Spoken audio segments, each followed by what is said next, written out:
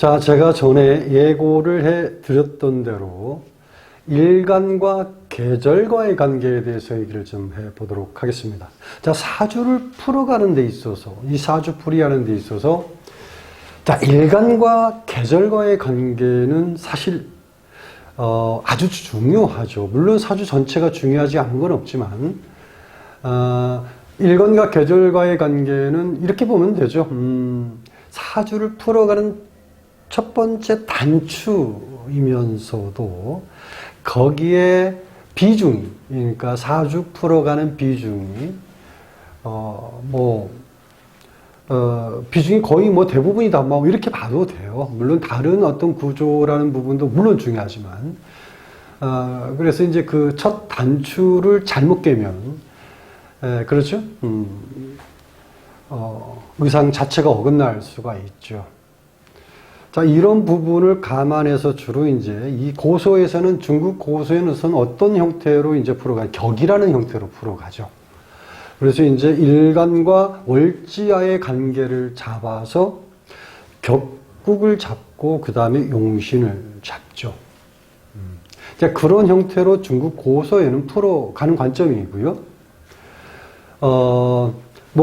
그런 방법 자체도 이제 초보 때는 물론 이제 그런 방법이 크게 문제는 없이 나름대로 러프하게 사주를 풀어가는 방식이라고 얘기할 수 있지만, 좀 더 공부를 해보면 이 격국이라는 것과 용신이라는 거에서 사주를 풀어갔을 때 한계성이 참 많더라라는 생각을 하게 돼요. 안 맞다라는 생각을 하죠. 그러니까 가면 갈수록 섬세함을 요구하게 돼 있죠. 정확성을 요구하게 돼 있고. 그런데 이제 이 단순하게 표현하면 격국과 용신은 이렇게 보면 돼요. 그냥 고기를 잡는데 그물 투망을 던져서 고기를 잡는 거다라고 생각하시면 됩니다. 그런데 이제 지금 제가 말씀드리는 부분은 이제 그러니까 계절과의 관계에서 물상적 형태로서 프로그램 방식이 좀 더 섬세하게 정확성 있는 어떤 그런 사주풀이 관법이다라는 자체로 받아들이시면 될 것 같습니다. 자, 그래서 제가 이제 오늘부터 간목부터 시작을 하는데요. 일단 계절이라는 관점과 일간과의 관점에서 서로의 어떤 관계적인 부분이 풀리면 사실 사주 맥은 잡힌다라는 게 있죠. 자, 일단 그런 측면에서 간목을 시작하는데, 일단 이게 간목 일천간을 시작하기 전에 먼저 계절과의 관점에서 잠깐 먼저 언급할 수 있는 내용 중에, 이 고전 중에 저는 유일하게 이제 고서를 고전이라고 표현하는 책은 적천수 원문을 얘기합니다. 적천수 천미를 적천수 징이나 뭐 이런 걸 얘기하는 게 아니고요. 적천수 원문을 얘기하고 싶은데, 적천수 원문은 유백원 선생의 원문을 얘기합니다. 그 원문에 천간론에 어떤 내용이 나오냐면, 춘불용금 추불용토, 그 다음에 화치승용 수탕기호라는 말이 나와요. 근데 이 내용 자체가 사실은 이제 하나의 어떤 원리라고 그러나요? 원칙적인 부분이라고 저는 보는데, 약간 이 부분도 지금 제가 어긋난 부분과 연관성을 띈 부분도 제가 한번 집어내서 얘기를 좀 해보겠습니다. 저는 이제 그 이후에 제가 이제 원문에 대한 부분도 제가 얘기를 하겠고요. 그 다음에 제가 주로 채용하고 있는 이론적인 관법은 음양권 이론이라고 그래요. 그래서 천지통보라는 어떤 그런 책이 있는데, 물론 자담 김현 선생님이 저술하신 책인데, 그분은 이제 스님이셨고요. 근데 이제 그 내용을 저는 주관점으로 하는데, 그 내용은 우주의 기본 원리적 바탕으로 한 근거적인 속성이 정확하게 드러나 있기 때문에 제가 그 원리를, 제가 물론 초창기에는 물론 적천수라든지 자평진전, 고전을 중심으로 해서 제가 사주풀이를 했었고요. 그 이후에 느낀 바가 뭐냐면, 아무래도 중국 고전과 연관되어 있는 내용을 가지고 사주풀이를 했을 때는 좀 문제점이 많은 걸 제가 느꼈고요. 실제로 저와 같은 생각을 한 분도 참 많을 거라고 봅니다. 단연간, 수십 년간 사주 공부를 해본 분이라면은 저와 똑같은 심정을 갖고 계실 거라고 봅니다. 그래서 제가 추후에 만나게 된 어떤 내 이론이 음양권 이론을 만나게 됐고요. 제가 좀 감탄을 했고요. 그 다음에 또 만난 게 이제 박유루 선생님의 12신살론에 대한 부분을 깨닫고 사주가 이제 비로소 눈을 뜨게 되는 형태로 제가 말씀을 드릴 수가 있는데, 약간 지금 말씀 중에 엇나갔는데, 일단 제가 오늘이 첫날이기 때문에 부차적인 얘기를 좀 더 하게 됐습니다. 일단 오늘은 간목을 할 거고요. 그 다음에 을목, 이제 순차적으로 나가 있습니다만은, 간목이 봄, 여름, 가을, 겨울, 이런 식으로 얘기를 하겠습니다. 아까 제가 이제 적전수에 나오는, 춘불용금, 추불용토, 화치승용, 수탕기용, 이 말을 했었죠. 자, 요건 잠깐 제가 그걸 해석을 하고 넘어갈게요. 자, 춘불용금이 뭐냐면요, 봄에는 금을 용납하지 않는다는 말이에요. 춘불용금, 용납하지 않는다. 그 다음에 그러니까 추불용토, 가을에는 토를 용납하지 않는다라는 거죠. 그 다음에 화치승용, 화는 여름이죠. 여름에는 승용, 말하자면 용을 탄다는 말이 진토를 탄다는, 용이라는 게 진토를 어떤 그런 개념으로 말씀드리는 거고요. 진을 용으로 보는 거니까. 그 다음에 수탕기용, 물이 범람하면 호랑이는 이제 인목이라 그래요. 인목을 타야 한다. 이런 어떤 개념에서 이제 해석이 되어지는 부분인데, 이제 이 부분들이 사실 어떤 대단한 내용이고요. 이 원문 내용이 대단한 내용인데, 이제 임철조 선생님은 여기다가 이제 그 자기 개인적 이론들을 너무 많이 잡스러운 소설을 좀 써놓은 내용들이 있어서 제가 그 잡다한 내용에 대해서 설명하지 않겠고요. 이 원문에 대한 얘기는 잠깐 언급하면서 이것과 연관된 부분이 달의 간목의 첫 번째 이제 봄이라는 계절과, 그러니까 간목일간이 봄이라는 계절에 태어났을 때, 사실은 춘불용금이 아니라는 거죠. 요 자체에 대해서 얘기하기 위해서 제가 적천수 원문 내용을 끌어와서 지금 말씀을 드리는데요. 제가 뭐 적천수 원문이 틀렸다 저랬다 얘기하지 않아요. 어떤 하나의 어떤 원리적 이론도 시대적 개념하고 연관되어 있을 수 있기 때문에. 자, 뭐 이 적천수 원문과 연관된 시기는 세상적인 부분에서 뭡니까? 뭐 극히 옛날이죠. 그 시기, 옛날의 시기에는 간목이라는 자체는 순수성 그대로 얘기합니다. 그러니까 금을 용한다는 자체는 순수성이 무너질 수 있다 얘기거든요. 그래서 자, 말하자면 간목일간이 봄에 태어났는데 금이 없다라는 건 어떤 의미냐면, 금이 없다라는 거는 가지치기가 없다고 똑같아요. 자, 가지치기가 없으면 어떻게 됩니까? 가지치기가 없으면 결국은 가을에 열매가 우후죽순, 그야말로 주렁주렁 열리는 열매는 가능하지만 그 열매는 거의 쭉정이 열매라는 거죠. 그러니까 가지치기를 했을 때 결국 가을에 열매는 튼실하다고 얘기할 수 있죠. 소수의 정예를 키운다라고 똑같은 거라 얘기할 수 있는 거죠. 힘없는 병사 수천 명보다 정말 특공대원 100명이 낫겠죠. 물론 뭐 일종의 인해 전술도 필요하겠지만, 저는 이제 그러니까 말하자면 수백 개의 과일이 있더라도 제대로 먹을 수 있는 과일이 없다면 그 과일은 의미가 없다는 거죠. 수백 개보다는 일종의 10개, 20개 정도의 먹을 수 있는 과일이 더 중요하다라고 볼 수 있다. 이런 관점으로 이해하고 싶은 겁니다. 하지만 과거에 그 이론적 개념, 그러니까 춘불용금이라는 어떤 이론적인 부분에 대해서 만들어낸 어떤 일종의 개념, 시대적 개념하고 연관되지 않았을까라는 생각을 합니다. 자, 요 얘기를 하고 넘어가고, 이래서 봄이라는 시기에는 반드시 금을 용할 필요가 있다라고 좀 얘기를 말씀드리는 겁니다. 이 부분이 어떤 제가 말하는 어떤 그 내용과 부딪힐 수 있는 이론적 요소가 있고, 또 과거에 적천수를 공부했던 사람은 내가 이런 얘기하면 저 사람 무슨 소리 하는 거야 라는 어떤 그런 최소한 고전도 보지 않고서 저런 얘기하나 라는 얘기를 들을까 봐서 제가 자기 방어적 차원에서 먼저 이런 얘기하고 넘어갑니다. 그래서 이제 추나추동 참 중요하죠. 이제 추나추동은 봄, 여름, 가을, 겨울 계절을 얘기하죠. 춘, 하, 추. 자, 춘, 하, 추동. 계절은 뭐 당연히 봄, 여름, 가을이죠. 봄, 여름, 가을, 겨울. 그 다음에 당연히 목, 화, 토. 토는 없죠. 목화, 금수죠. 여기서 이제 비로소 여기 중간에 토가 들어가는데 금, 수. 자, 요 자체에 이게 이제 계절, 간목일간이,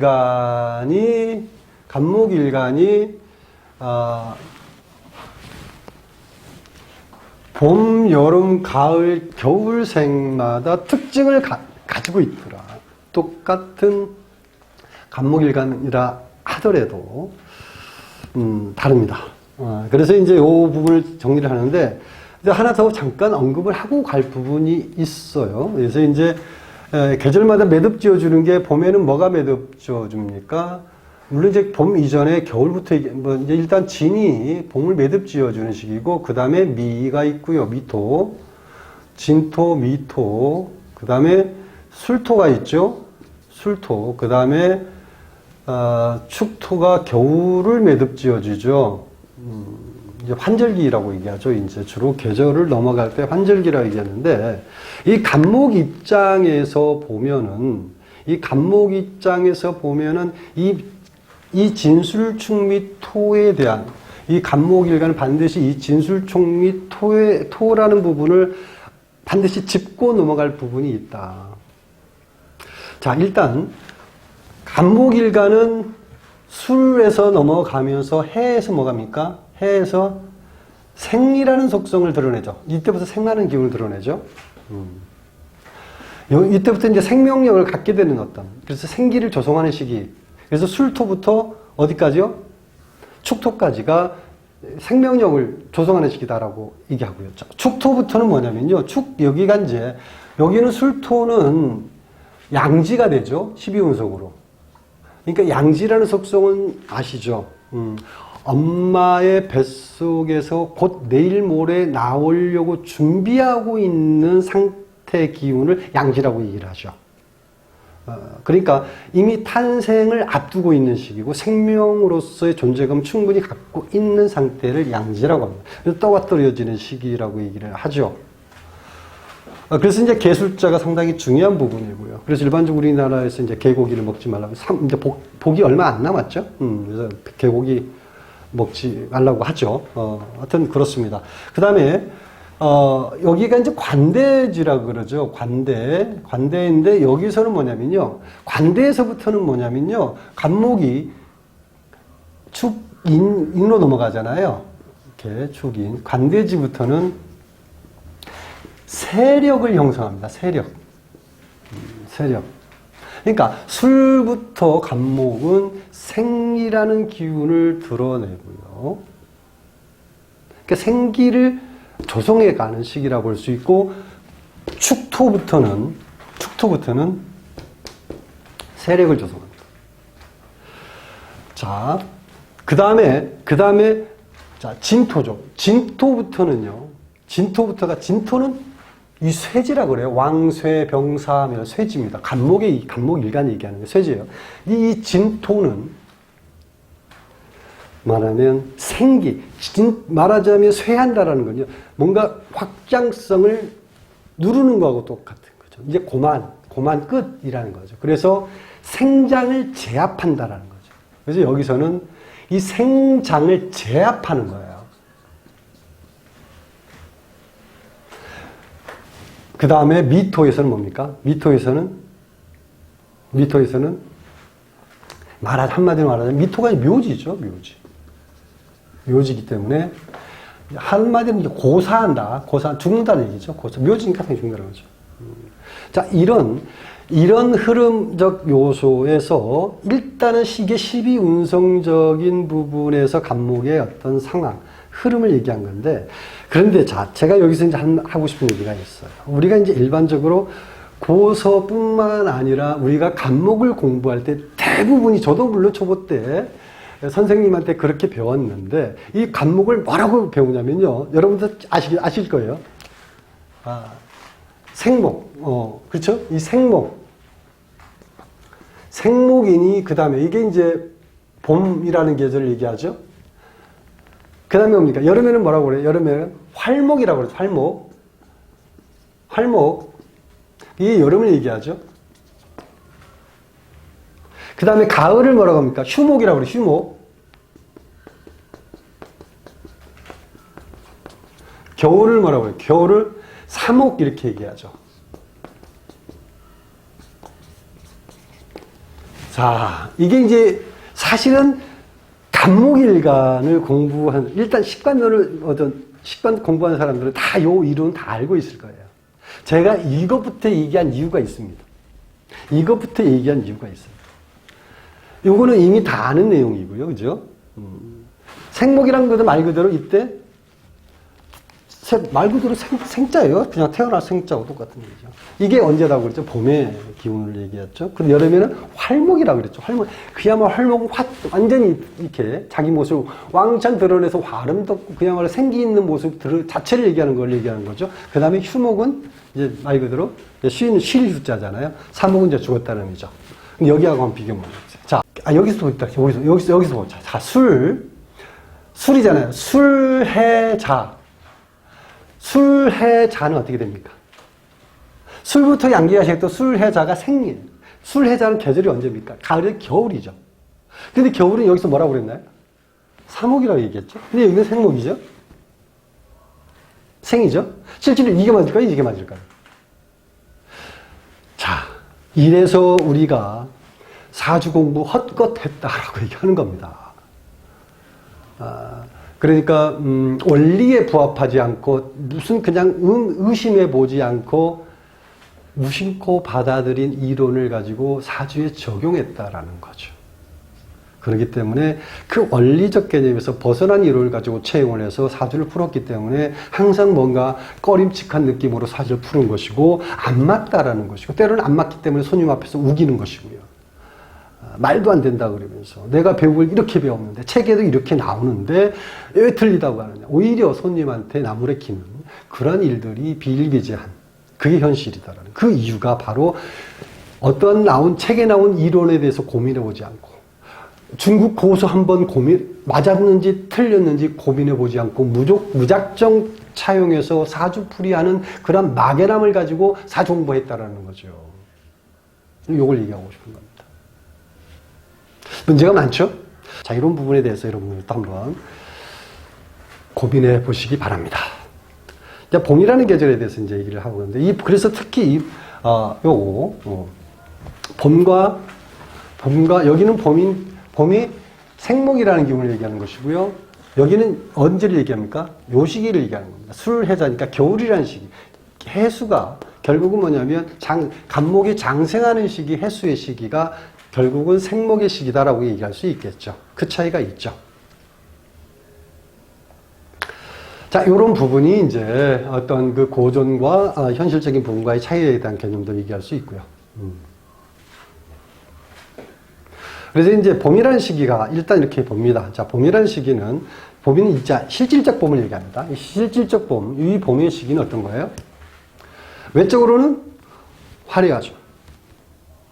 화려하고 수려하고 그야말로 봄이라는 자체는 일단 나무들이 이렇게 자기 모습을 드러내는 거니까 화려한 모습이죠.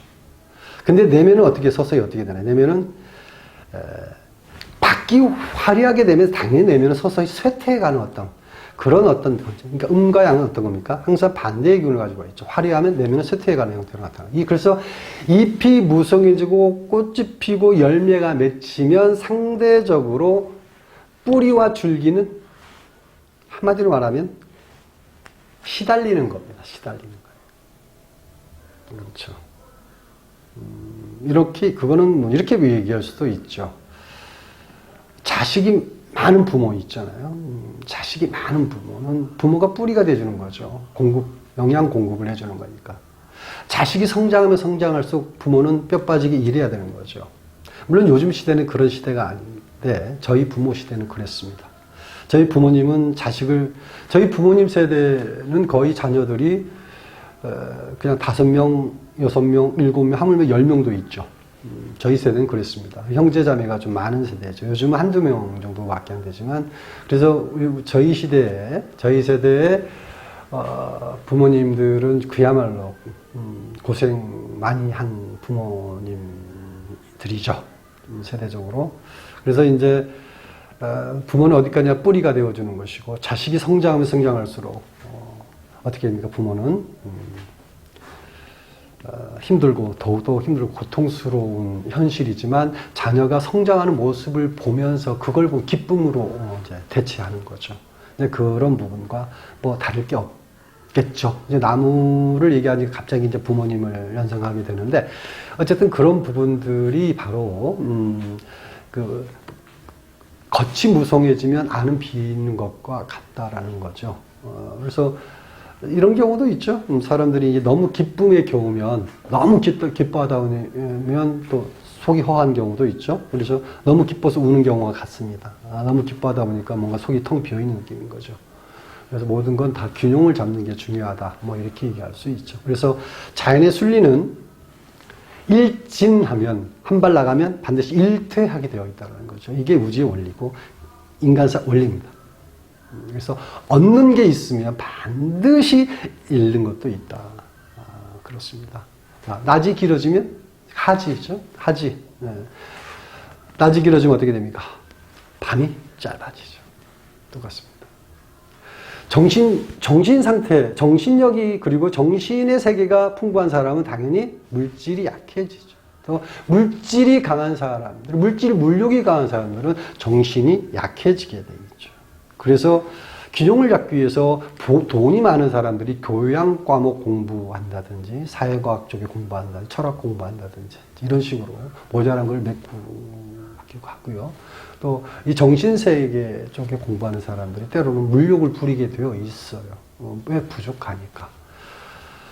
자, 이런 부분들이 서로 이제 균형을 잡기 위한 어떤 행위로서 나타날 수 있다는 그런 말씀을 드릴 수 있습니다.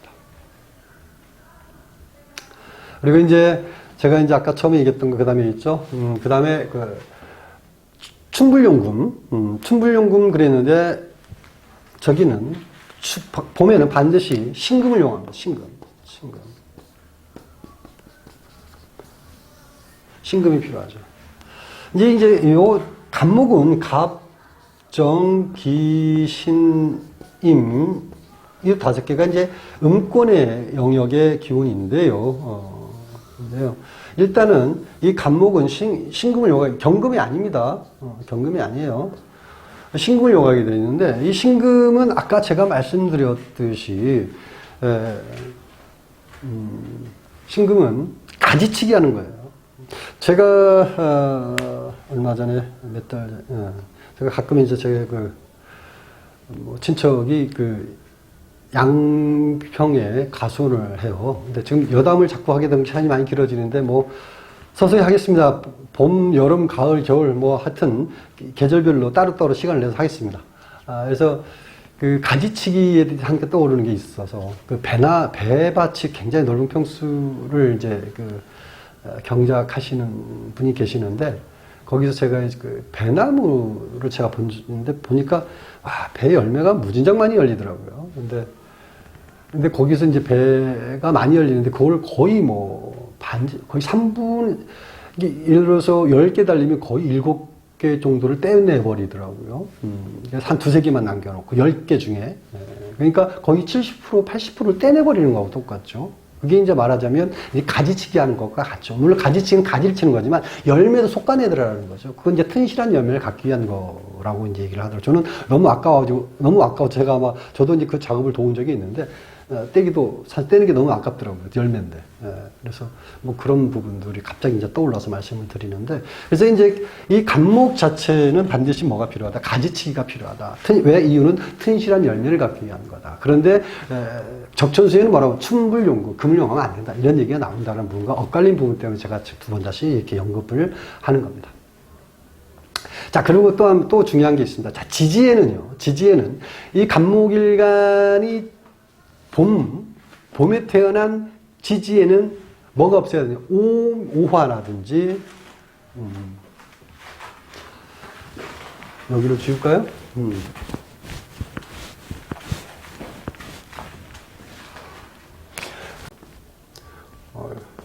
오화라든지, 미토와 신금이 없어야 좋다. 이유는, 자, 오나 미토나 신금이 사주 원국에, 물론 사주 원국뿐만 아니라 대운이나 세운에서 만나도 안 좋다. 그냥 단순하게 표현해. 그냥 내가 간목일간이다. 간목일간인데 5년을 만났다, 미년을 만났다, 10년을 만났다. 안 좋다는 거예요. 일단 안 좋다. 근데 이제 사주 구조에 따라서 이게 와도 나름대로 조화를 시켜줄 수 있는 원국을, 사주 원국을 가지고 있는 사람들은, 피해가 덜 하겠죠.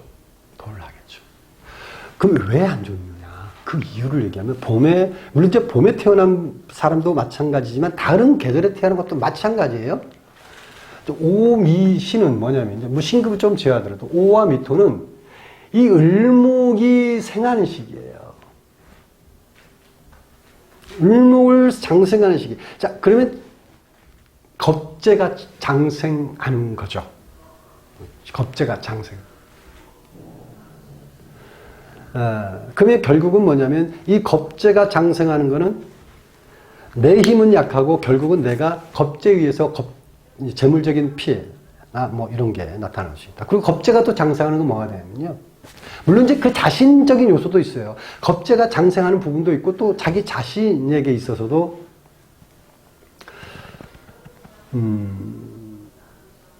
허세라고 그래요. 허세가 좀 많은 사람이 됩니다.